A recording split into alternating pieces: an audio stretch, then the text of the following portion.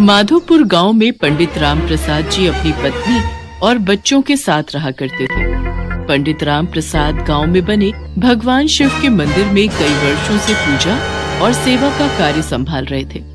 वो शिव मंदिर की बहुत सेवा किया करते थे। पूजा के समय पंडित जी का एक स्वभाव था, जब भी वो पूजा की तैयारी करते थे तो वे भगवान शिव के लिए एक अलग आसन लगाते थे और उसके सामने एक त्रिशूल और डमरू स्थापित करके पूजा शुरू करते थे। ये राम प्रसाद पंडित जी का नियम था।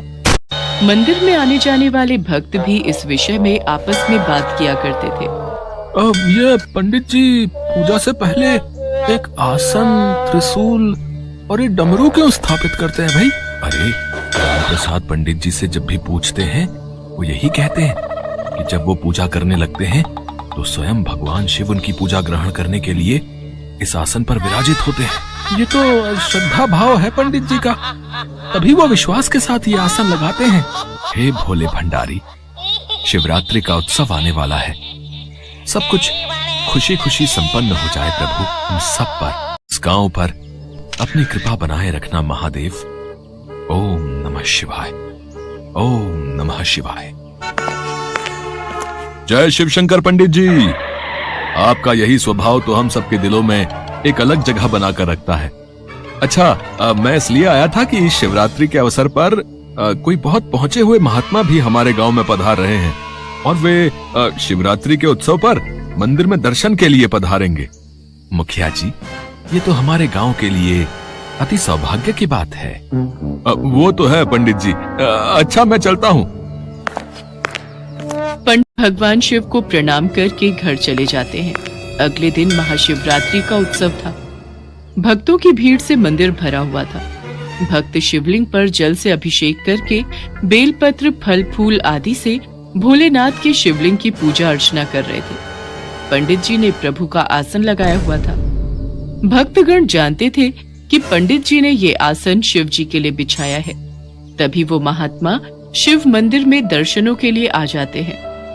उनके पीछे भक्तों की भीड़ भी लगी थी। आइए आइए महाराज, हमारा बड़ा सौभाग्य है कि आप हमारे गांव में पधारे। आप हमारे गांव में पधारे। आज महाशिवरात्रि के पावन अवसर पर आपने आकर इस मंदिर की शोभा बढ़ा दी। महात्मा जी की जय, महात्मा जी की जय। सबका कल्याण हो। पहले हम मंदिर में थोड़ी देर विश्राम करना चाहेंगे। अच्छा, तो ये आसन हमारे लिए बिछाया है।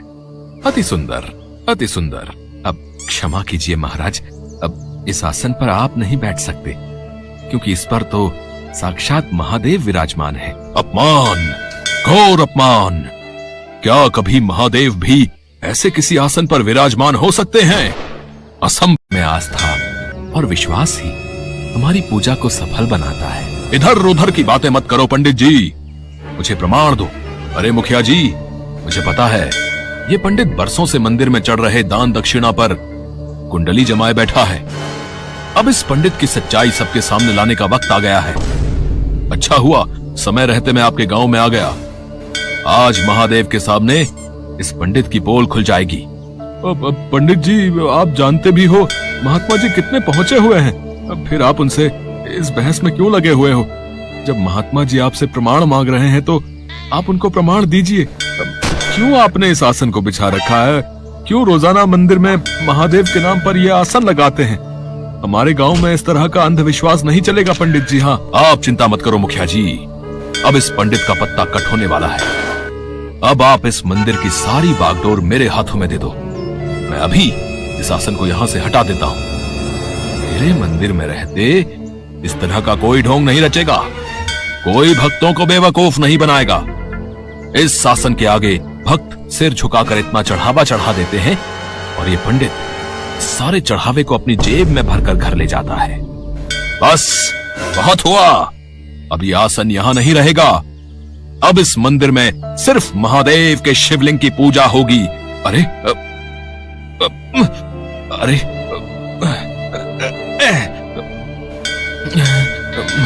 अरे, ये आसन यहां से हिल क्यों नहीं रहा? ओहो, मैं आसन को यहाँ से हटा क्यों नहीं पा रहा? महात्मा जी आसन को हिला रहे थे पर आसन टस से मस नहीं हुआ। हे शिव शंकर, हे भोले भंडारी, आपकी जय हो प्रभु। मेरे विश्वास की जीत हुई, मेरी पूजा का फल मुझे मिल गया मेरे भोले। आदर और सम्मान करने लगे।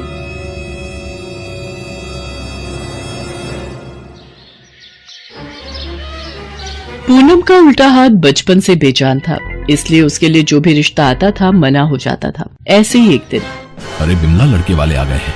पूनम बिटिया तू चाय ले जा, बाकी मैं ला रही हूँ। माँ, लड़की का एक हाथ खराब है, ध्यान से देखो। मदन जी, खाना पीना तो होता ही रहेगा है?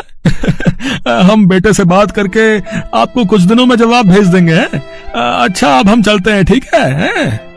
पूनम के लिए एक और घर का रिश्ता मना हो गया था।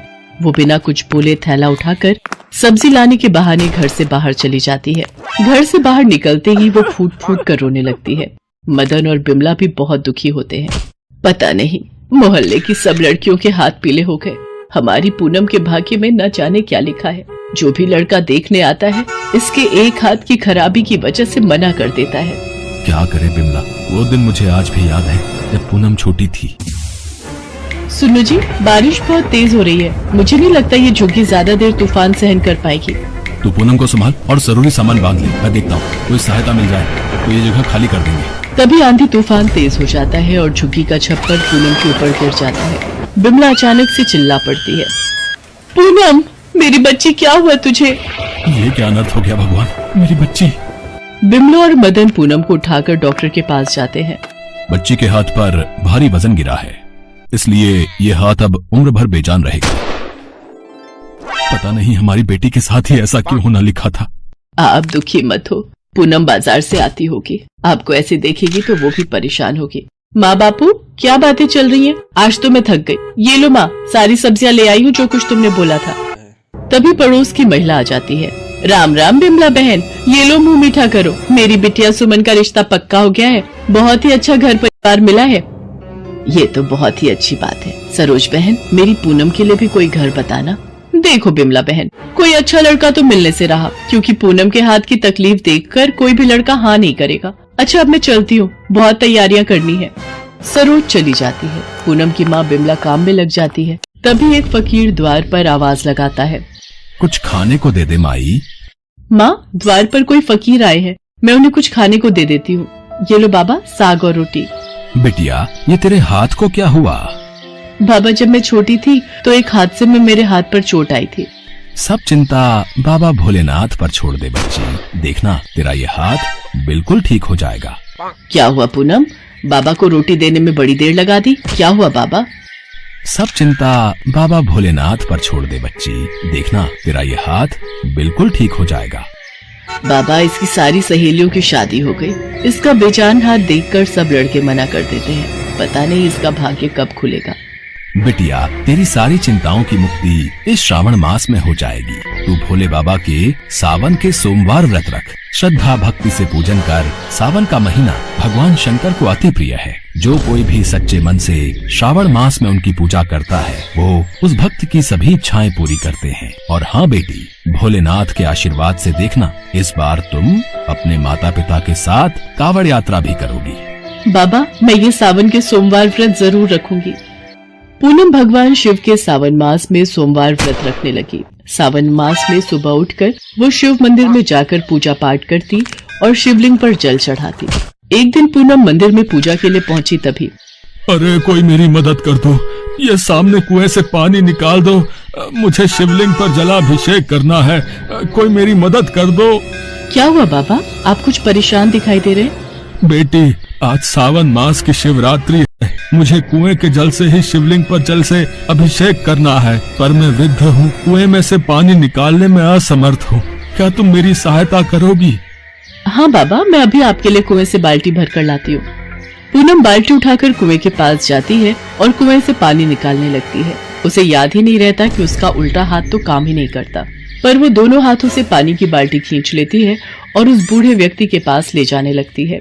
तो बूढ़ा व्यक्ति वहाँ नहीं होता। पूनम अपने दोनों हाथों की ओर देखती है।